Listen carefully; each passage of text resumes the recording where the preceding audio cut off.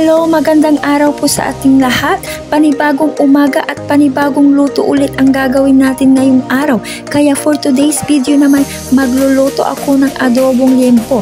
Bali, hinugasan ko ng mabuti ang karne. At hiniwa ko na rin ng tamang-tama sa bunganga kapag sinubo mo.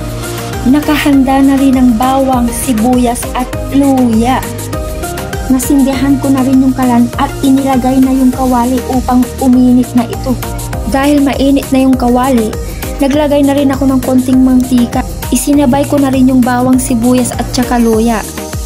At pagkatapos nun, haluin ko na lang muna ng konti.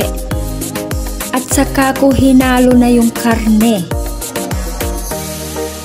Hinahalo ko mabuti ang karne para naman yung lasa ng bawang, sibuyas at luya ay humalo sa karne. Pagpasensyahan nyo na rin po ang aking kawali dahil ito hindi mapakali. At saka ko tinakpan.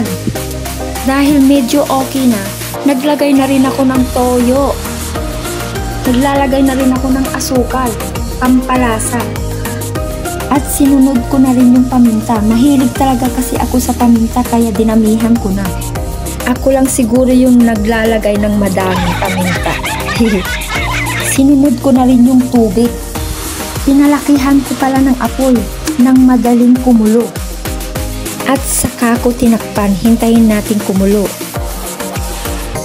At ito na nga, kumulo na at amoy ko na yung bawang, sibuyas, luya at paminta.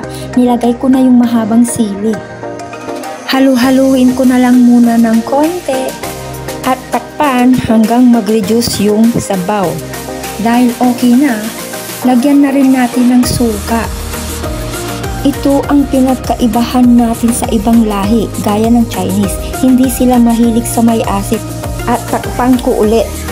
At ito na nga ang aking simpleng adobong liempo na walang halong gulay ng kahit ano, sili lang ang laman. Dahil nga, naubusan kami sa ref. Pero okay lang, basta ang importante, pasok sa panlasa at makakakain ka ng mabuti. Sabi ko nga, huwag maging komplikado ang pagluluto. Ang importante, gustong-gusto mo yung ginagawa mo.